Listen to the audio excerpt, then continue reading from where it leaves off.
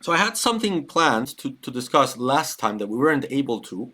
We were supposed to talk about the Irish declaration of intervention in the Myanmar case and the meaning of intent, because there's been a lot of discussion in social media about whether Ireland is actually changing the definition of genocide or not. And I've taken a position on that on social media before Ireland submitted its own declaration of intervention. And now that I have access to it, I've read it and I have a lot of comments. And um, I mean, the short form answer is maybe they are changing the definition of genocide after all. So I'm wondering. So it would be interesting. I think it'll be interesting to talk about that for a little bit. We still have about like an hour and 10 minutes, so we can do that. Okay, so shall we talk about the whether Ireland is changing the definition of genocide or not? This will be fun. So originally, my impression of this was that no, that Ireland was not actually changing the definition of genocide, because I felt that Ireland was engaging in the same kind of narrative discourse that Amnesty International had been doing. So let me see where's my. So I originally I thought that the what Ireland would be doing would be more akin to what Amnesty International did, which was in their report. You can see the report here in the screen. In that it was reading the standard that exists, the standard that exists under international law for inferring genocide broadly rather than narrowly, right? So how does this work? There is a standard that the ICJ has for determining whether you can conclude that someone intends to destroy a group. That standard is called the only reasonable inference standard, which means that when a state is potentially committing genocide, but it is not saying, hi, this is state A, we are committing genocide, you need to infer that intent to destroy the population from its conduct, right? And the ICJ says for you to be able to infer that that state is committing genocide, you need to be able to grab a pattern of behavior, any pattern of behavior that the state is committing, and then say, is the only reasonable inference from this pattern that this state is committing genocide? Can I infer from this pattern that there is genocide? And then there's two ways of reading that standard. You can read it very narrowly, or you can read it very expansively. So how can you read this narrowly or broadly? So if you read it narrowly, the narrowest possible way of reading this standard of the only reasonable inference is to say, okay, let's look at what the state is doing. Let's take the case of Israel, for example. What is Israel doing? Is Israel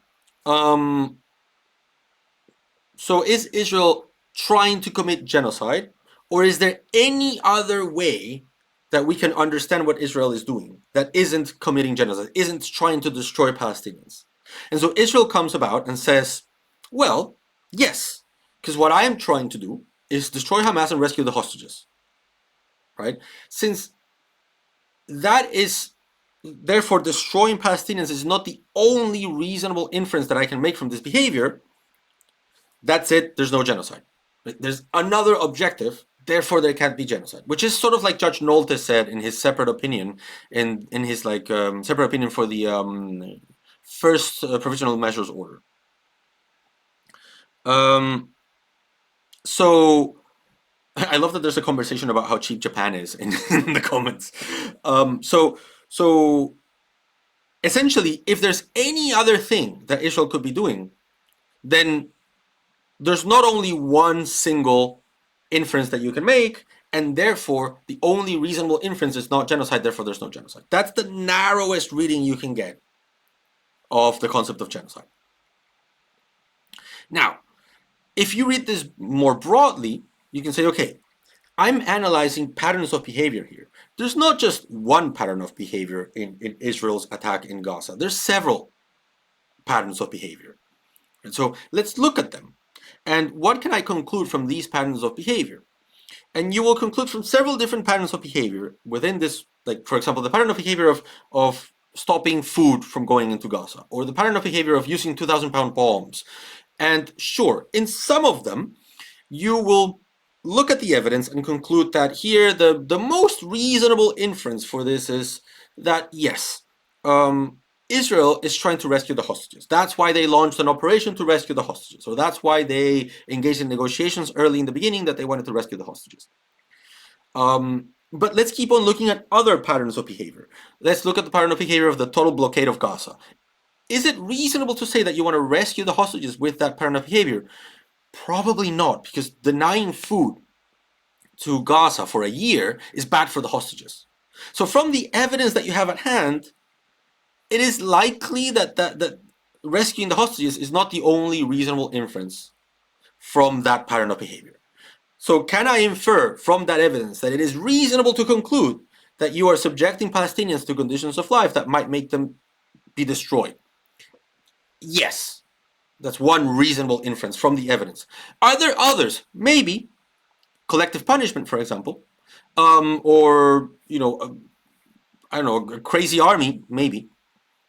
But it is reasonable from the evidence that denying food can lead you to conclude that there's an intent to destroy. Let's look at another one. Let's see, using 2,000-pound bombs. You don't need to use 2,000-pound bombs for everything. The fact that you've used them so much guarantees that a lot of Palestinians will die. Can you infer from that pattern of conduct that there's an intent to destroy? Well, yes. I can infer reasonably from the evidence that you want to destroy Hamas, and I can reasonably infer from the same evidence that you want to kill a bunch of Palestinians, and that you want to kill them, right? So can I, from the overall set of inferences that I made of all of these different patterns of conduct, can I infer from all of that genocide is one of those reasonable inferences? And if it is, then yes, then that is the only reasonable inference, because there's enough evidence there to suggest that what you want to do is that in several of these instances is eliminate Palestinians. So you might have other objectives in mind. You might want to destroy Hamas, you might want to rescue the hostages, but you also want to, in several of these patterns of conduct, destroy Palestinians.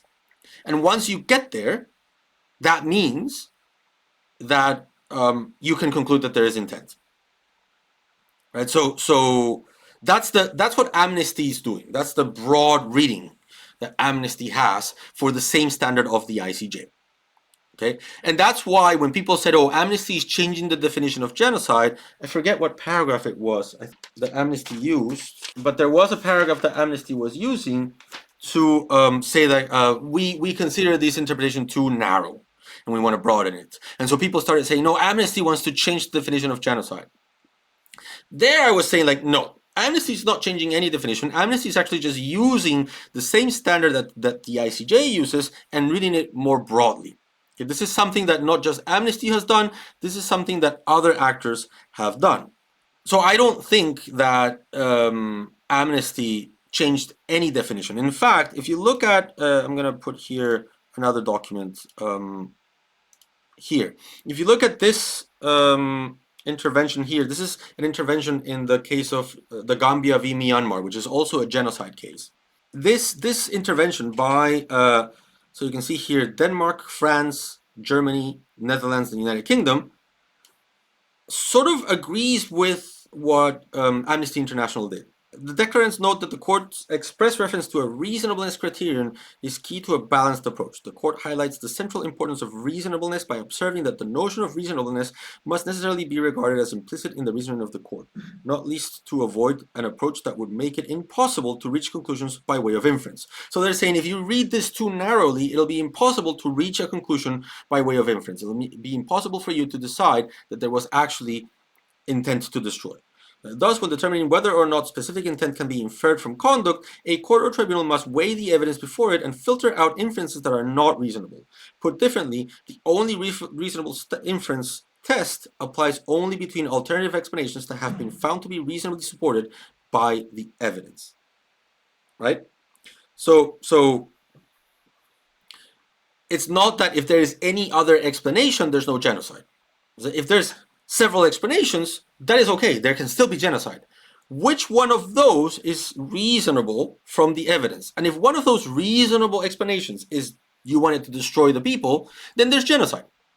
Right? So it's just rereading the same standard that the ICJ did broadly as opposed to narrowly. That's it. That's all. Right? There's no magic here. There's nothing too radical. Nothing is changing too much. It's literally just rereading things. Okay? So this is not exactly what Ireland is doing. And I say this with like appreciation for Ireland, because sometimes you need to push the envelope a little bit. You ask for 11 so you can get 10, you know? But this is not exactly what Ireland is doing. Okay, let's look at what Ireland says. 26. Ireland construes the mental element of the crime of genocide as being satisfied where the perpetrator has acted deliberately in a manner designed to destroy or contribute to the destruction of the protected group in whole or in part as his or her purpose. Furthermore, in Ireland's view, specific intent can also be inferred in any case where a reasonable person would have foreseen that the natural and probable consequence of the acts of the perpetrator was to so destroy or contribute to destruction, and the perpetrator was reckless as to whether those acts would do so. This is on the basis that the greater the probability of a consequence, the more likely it is that it has been foreseen, and if foreseen, the greater the likelihood that it is also intended. Okay, I know this sounds like a lot of jargon. I will explain it in a second. Let's just read it with me for a little bit, okay? And then they go on saying, accordingly, Ireland respectfully submits that the perpetrator does not need to have, as his or her purpose, the commission of the war crime of the crime of genocide when committing any one or more of the material elements of the crime. The crime may also be committed where the perpetrator, regardless of his or her purpose, knows or should know that the natural and probable consequence of these acts is either to destroy or contribute to the destruction of the protected group in whole or in part, as such, and proceeds regardless. So this is what is known in academia as the purpose-based or the knowledge-based approach to genocidal intent.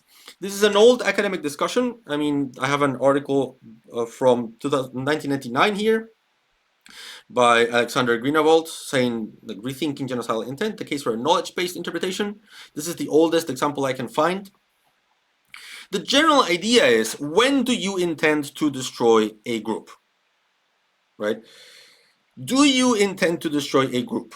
When you volitionally want to destroy a group and say, I want to destroy all members of group A? Or can you also want to destroy the group if you don't necessarily want to destroy every member of the group, but you do want, you do know that if you continue doing what you're doing, the group will be destroyed. And even though you know that the group will be destroyed, you continue to do it regardless. Right? So that is knowledge-based versus purpose-based. Both construe this as something that you want to do, as let's say dolus in law, if you know law, like if intent, right? Now, in neither of these two possible interpretations of intent do we conceive of genocide by oops, meaning genocide by being reckless. You recklessly committed genocide. You didn't want to commit genocide, but you ended up committing genocide nonetheless. This is a big discussion between civil law and common law systems. In common law, there's a much more stark separation between intent and recklessness, as in, if you know or want it, you are committing a crime intentionally, and if you should have known, you are committing it recklessly. In civil law jurisdictions, we have an in-between that's called dolus eventualis, dolo eventual in Spanish, where you don't really want to commit the act, but your conduct is so much going to lead to the result that we cannot count it as recklessness. We need to count it as intent. So, for example, if you grab a car and you drive it through the sidewalk, and you run over 5 pedestrians, you don't you can say, oh, I never really wanted to kill pedestrians, so this is I was just being reckless by driving in the sidewalk. But in civil law jurisdictions, we would say, wait a minute, you cannot possibly tell me that you didn't anticipate that you would kill people in the sidewalk while driving a car. So that's not reckless. You intentionally wanted to kill these people. Okay, so there's an in between there between civil law and common law. So in the common law, it goes recklessness, knowledge based, purpose based, and in the civil law, it goes like recklessness or negligence, dolo eventual, know and intent, knowledge and intent. Right. So this is not that important.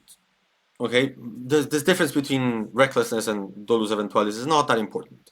But what is important is that it usually very few authors, there are a few, but very few authors would consider that you can commit an act of genocide through recklessness.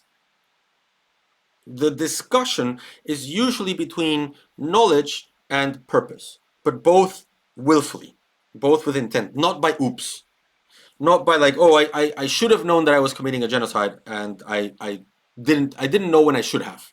That's usually not considered genocide. Usually you commit genocide because you want to cause a genocide, even either because you willfully wanted to kill the members of the group or because you knew that the group was going to disappear and be destroyed if you did what you were doing and you kept on doing it. Right? So with this at hand, let's read what Ireland was saying again. Right? Ireland constructs the mental element of the crime of genocide as being satisfied where the perpetrator has acted deliberately in a manner designed to destroy or contribute to the destruction of the protected group in whole or in part as his or her purpose. So this is purpose-based intent.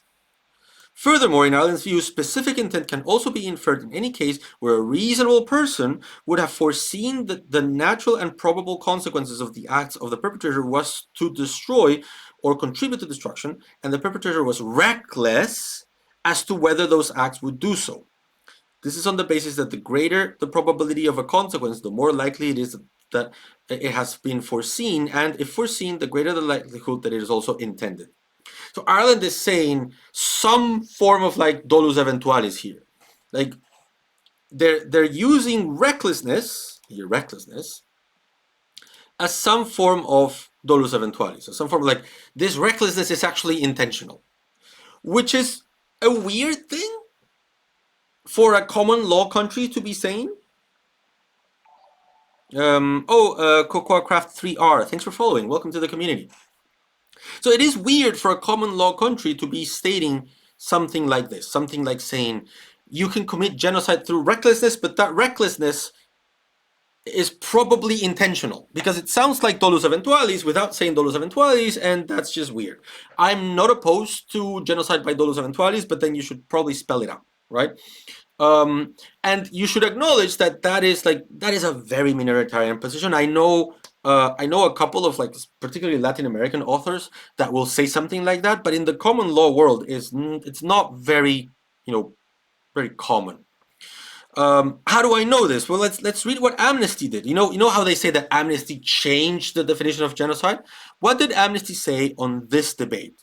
Amnesty starts by saying individual criminal responsibility. In discussing individual criminal responsibility, the International Law Commission has concluded that a general intent to commit one of the enumerated acts combined with a general awareness of the probable causes of such an act with respect to the immediate victim or victims is not sufficient for the crime of genocide. I'm going to read that again because I know it's confusing. A general intent to commit one of the enumerated acts combined with a general awareness of the probable consequences of such an act with respect to the immediate victim or victims is not sufficient for the crime of genocide. So you being aware of the genocide is not enough. The definition of this crime requires a particular state of mind or a specific intent with respect to the overall consequence of the prohibited act. So you sort of need to want the genocide. in the Lex Lata, the existing definition of genocide, okay? So the ICTR, the International Criminal Tribunal for Rwanda, and the ICTY, the International Criminal Tribunal for Yugoslavia, the former Yugoslavia, have also held that with respect to criminal responsibility, the special intent for genocide requires more than a general awareness or knowledge of the probable consequences of the prohibited acts on the part of the perpetrator. That is, the perpetrator must consciously desire or seek to achieve the destruction of the targeted group through the commission of the prohibited acts. In interpreting the specific intent to destroy, the international jurisprudence has accordingly preferred a volitional or goal-based standard over a cognitive or knowledge-based one. Right? So this is important. Amnesty International, the supposedly NGO that had changed the definition of genocide, that supposedly agrees with Ireland, doesn't. Amnesty International has a much more conservative take on this and says, according to the Lex Lata, according to the law as it is, for you to find an intent to destroy, for you to infer that intent to destroy, the intent that you're inferring is not that the person knew that there was a genocide going on and they still kept on going. You need to find that the person wanted to destroy the group. They wanted to cause a genocide, which is a much higher standard. It's not the same to say, well, you knew that Palestinians were being genocided and you still kept on going, than saying, oh, no, wait a minute. You actually wanted Palestinians to be killed, to be genocided. Those are two very different standards. And what Amnesty is saying is, no, I'm operating on the traditional understanding that you need to want to destroy the group, volitionally want to destroy the group. It's not enough that you knew that the group was being destroyed. Right? So, and this is, of course, when you're inferring that intent. If you can find intent on the statements of Israeli politicians, then that's enough. You don't need to infer intent anymore. But usually it's useful to be able to infer it in addition to any potential genocidal statement that you might find. So where does this come from? It comes from a case called the Prosecutor v. Jelicic at the ICTY, the International Criminal Tribunal for the former Yugoslavia.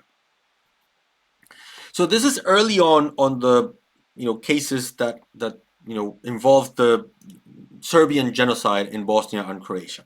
In Prosecutor v. Jelicic, the prosecutor of the ICTY actually suggested, you know what we should do?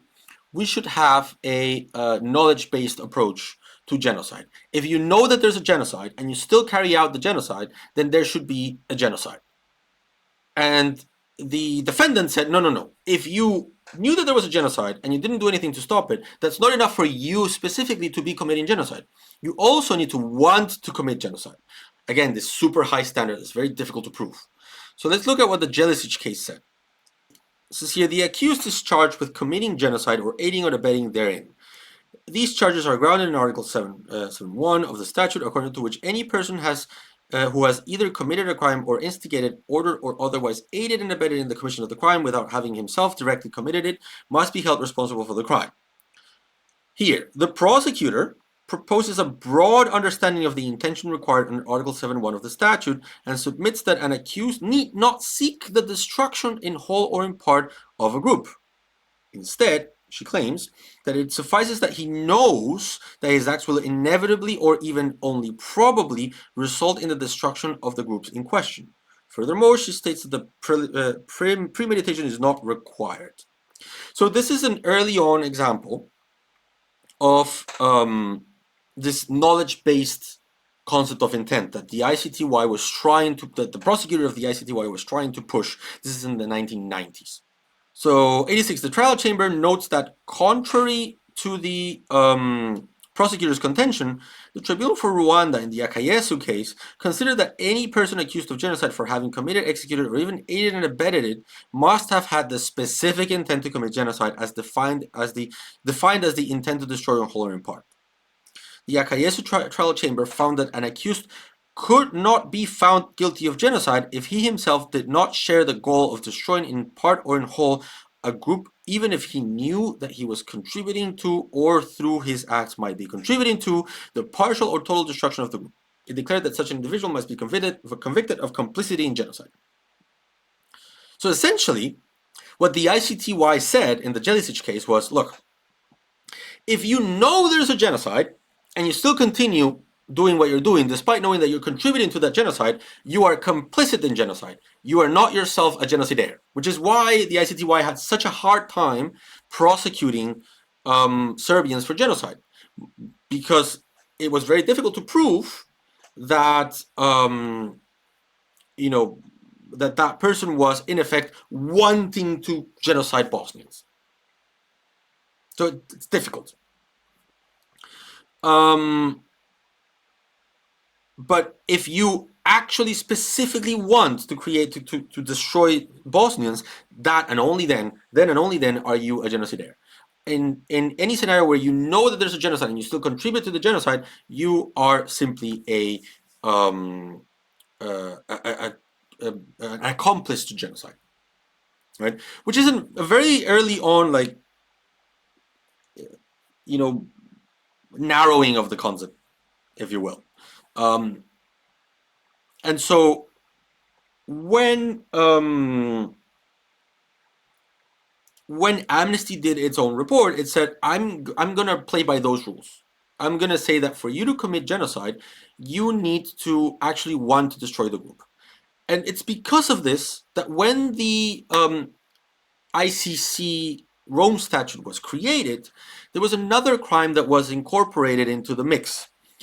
It was not genocide, but it was the crime against humanity of extermination.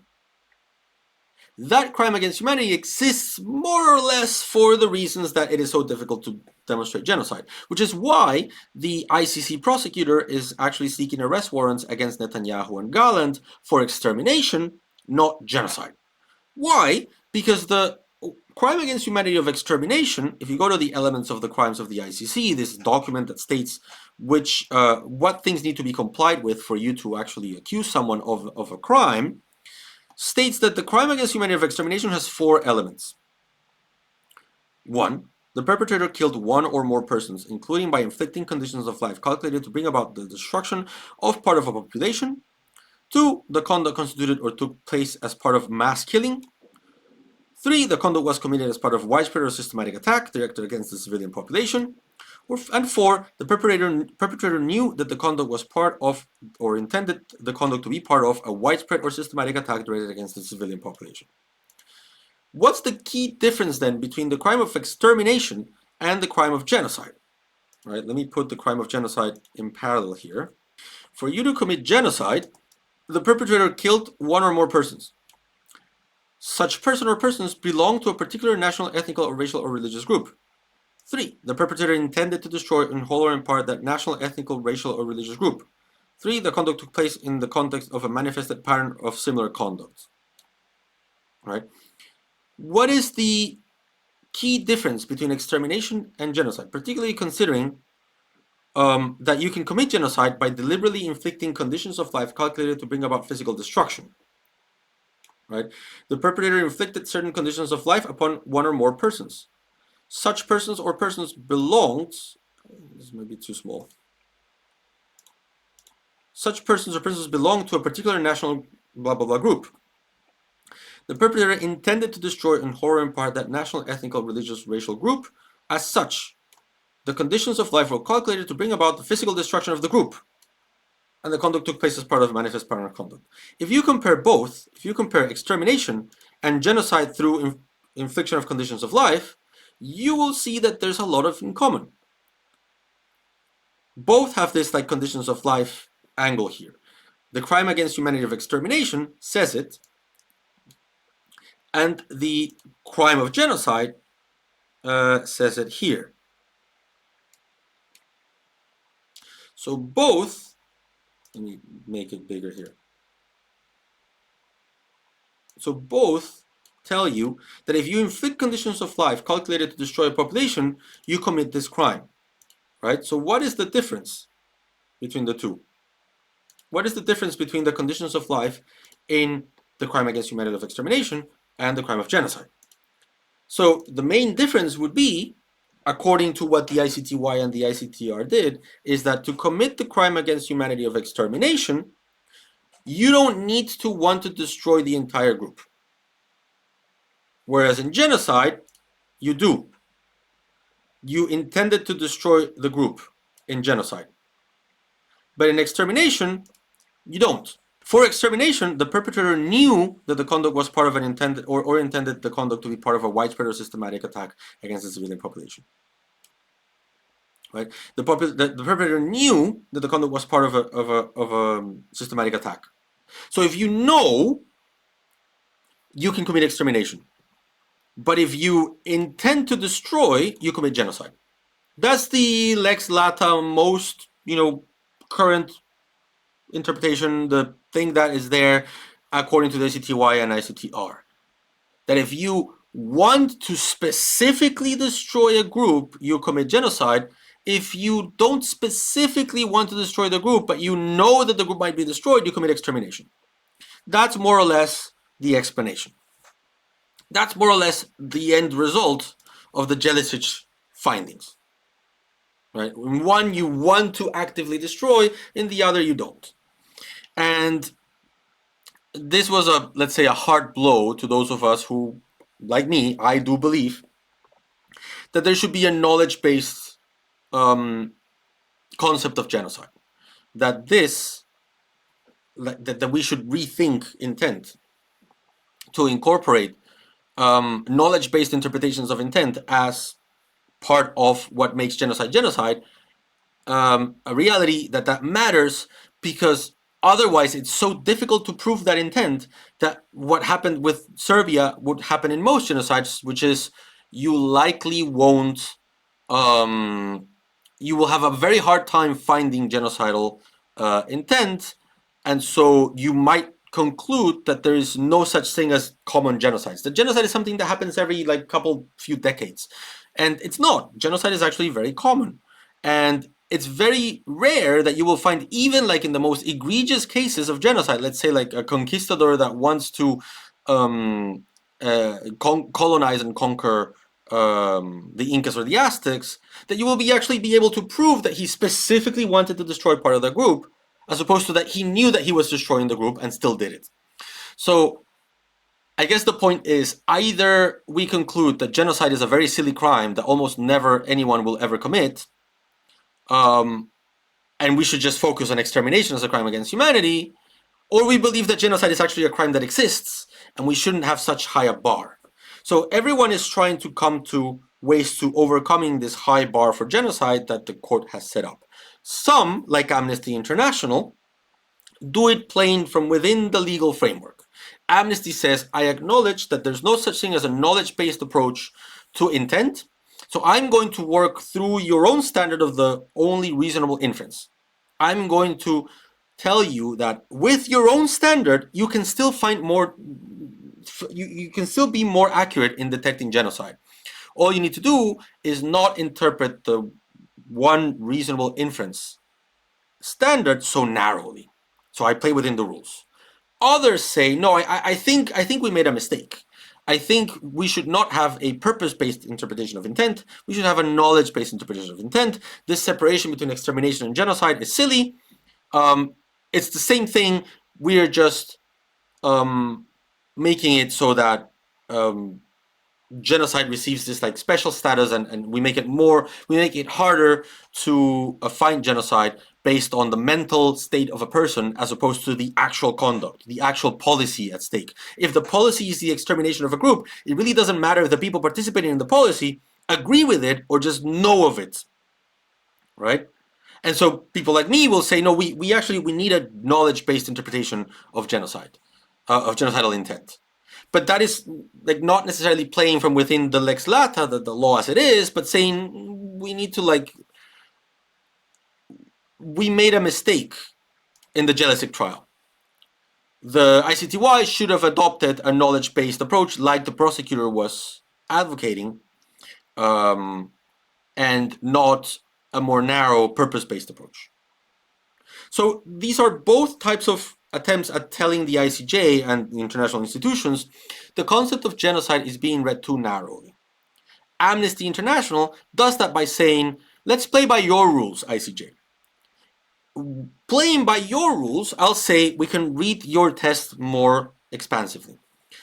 And Ireland is saying we should go beyond your rules and maybe go into lex ferenda, the law as it should be. Maybe we should expand that interpretation of genocidal intent to include a knowledge-based approach. But I guess the really radical thing that Ireland is incorporating that I don't particularly agree with at that degree is the incorporation of recklessness as a standard for genocide. That you can oops your way into a genocide. That's the most that Ireland is doing is going away from the lex lata, away from the law as it is. That you can have genocide through recklessness. I don't think you can have genocide through recklessness. I could say that there's genocide through dolo eventual or dolus eventualis, but I do think that there's a difference between saying that there's a knowledge-based content of intent in genocide than to say that there is a recklessness concept of intent in genocide. So I guess Ireland is going full out with the lex ferenda, with the law as it should be. Is trying they sort of, when people are saying Ireland is trying to change the definitions of genocide, it is this little word here, reckless, that makes me feel, well, maybe. It is not the knowledge-based intent part, because, like I said, this goes back to the jealousy case here. I don't think that's particularly revolutionary. I think this is a long-standing claim that we should have a knowledge-based intent. I don't think they're making the same case as Amnesty International. Like I said, I think Amnesty plays very close to the chest, thus exactly what the ICJ says. It plays by the rules as they exist now. It's not very radical. They're not changing it. They're not changing anything. But Ireland does seem to be pushing the envelope a little bit farther than what I would even push it. And I already push it. I'm already in the knowledge-based camp. Ireland seems to be in the recklessness camp. And that is interesting. It would be interesting to hear Ireland explain this further, because they are saying Ireland respectfully submits that the perpetrator does not need to have as his or her purpose the commission of the crime of genocide when committing any one or more of the material elements of the crime. The crime may also be committed where the perpetrator, regardless of his or her purpose, knows or should know that the natural and probable consequence of these acts is either to destroy or contribute to the destruction of the group. So this one here, purpose, is the one we have. This is the unquestionably so. This is what Amnesty International says in their report. You need to want to commit the genocide. That exists. No one disputes that. That's the Amnesty standard, the one that we have right now. Knows is my standard, the prosecutor in prosecutor with Jelicic standard. The let's say one more step further down the line to saying we should not just have purpose, we should have knowledge as well as a requirement for intent. And here's where Ireland pushes the envelope. Should have known. It's not just that you know, it's that you should have known, which puts it very close to recklessness, which I'm not entirely convinced that is, in line with what we conceive of genocide, right? This probable consequence language is a little bit too indeterminate for me to be able to say that you can commit genocide through recklessness. So I'm with Ireland until this part. Purpose, wants to or knows. I'm okay with that. That is arguably not the majoritarian view. I think among human rights lawyers, among human rights people, it's increasingly more popular, but it is not the majority view. The majority view continues to be purpose alone. But I don't think it's particularly radical to say we need to extend this to knowledge-based concept of intent. Like I said, this article is from 1999, right? So it's not particularly new or anything like that. It's definitely not related to Israel. It's a long-standing claim. Where I think Ireland may go too far is the should know part. It's the should know part. So I guess when people say Ireland is trying to change the definition of genocide, I mean, they may have a point, but they don't have a point because of the reasons that they say they have a point. Because what they are saying is that Amnesty is trying to expand the definition of genocide as well, and as I've told you already, they don't. They don't want to change the definition of genocide. They're playing it. They're using the definition that exists today. They're just reading the test that the ICJ did a little bit more expansively, not so narrowly. So when they say Ireland is trying to change the definition of genocide, they mean that, because Ireland also proposes to read the only reasonable inference standard more broadly. So I guess the point is they might be right, but for the wrong reasons. Is Ireland trying to change the definition of genocide? A little bit, with that should have known. That should have known, that should know is a weird thing to add. Again, from a strategic point of view, you can either see it as, oh no, what are you doing, Ireland? This is going to look bad. Actually, this is quite strategic because you're asking for a lot, and so you ask for 12 to get 10 instead of asking 10 to get 8. You know? So I guess you can each make your own strategic analysis of this. But what I can tell you is, lex lata, the law as it is, purpose-based intent. That's what Amnesty International is doing. Lex ferenda, maybe, or minoritarian position among people who study this, knowledge-based. And new claim, I would argue new claim, should know, Ireland. So Birdie2 says, even with a super high standard, Israel easily passes. They clearly stated their intent to destroy the people of Gaza. Their soldiers echo that when they blow up universities and say Gaza has no future, killing scholars like doctors, etc. They want to destroy the group and nothing else. I also do think that we don't need, let me put it this way, we don't need a knowledge-based approach to intent to determine that Israel is committing genocide. My interest in a knowledge-based approach to genocide is not related to the Gaza genocide. It's related to a long-standing, academic belief of mine. My long-standing belief is that we have created a concept of genocide that is worthless because it has failed because of interpretive and legal decisions. It has failed to account for so many genocides in the past, including Serbia, that it is useless. It has become useless. I just think the case in Israel is so obvious that I hope that the ICJ does not miss it. I don't think it should. I think it should find the genocide easily through the same very standard arguments that Amnesty International is making.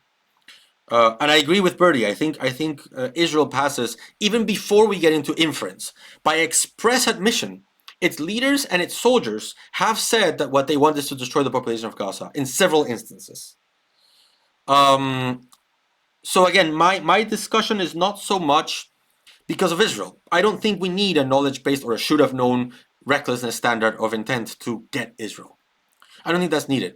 I think we can operate within the same exact lex lata as it exists today, and that still leads you to believe that Israel is committing a genocide. But I do believe that the concept of genocide that we have, while it might be enough to protect Palestinians through the ICJ, might not be enough to protect other groups. Right? So I think genocide is much more common than what the law says. So that is why I believe in a knowledge-based concept of intent. GC says, at some point being cartoonishly evil should get you laughed out of the room because it's cruelty out of intent, not political necessity or ideology. I mean, I think that at this point, if you still believe that there's no genocide in Gaza, you have a problem. There's something broken inside of you, because I just think it's such a, it's such an obvious case of a genocide that I don't understand how anyone can not be convinced by this. Am I absolutely sure that the ICJ will find that there's a genocide? No. Do I think that is because the case is a difficult one? No. I think it's because of exceedingly narrow views of the applicable standard. But I mean, I don't think these applicable standards should be narrowly read. I think rules that seek to protect human rights, like the Genocide Convention, should always be read expansively, never narrowly. The only rules that should be read narrowly are the rules that punish people. Like criminal law, and especially sentencing, should be read narrowly. But protection, human rights, they should always be read expansively. So I think whoever interprets the Genocide Convention narrowly is doing a bad legal interpretation. DZMOB says it was no different than Bosnia in the 90s. The parallels between Israelis and Serbs when it comes to genocide are frightening, quite apart from the fact that Israel has still not recognized the genocide of Srebrenica as such, and Israeli diplomats actively deny it. Yes, at the same time, though, the ICJ did not find a general genocide by Serbia, and the ICTY struggled to convict people of genocide in the case of Serbia. So that's my concerns. I agree with you that that was also a pretty obvious case of genocide to the point where Srebrenica was ruled a genocide, but not the entire war. Tizimo B says, could it be that Lemkin et al. Thought that every perpetrator is as stupid and precise in recording his genocide as the Nazis? I actually feel I think this is partly what my new article is about. I think the definition of genocide as created by Raphael Lemkin is 1,000% broader than the definition of genocide that we got today.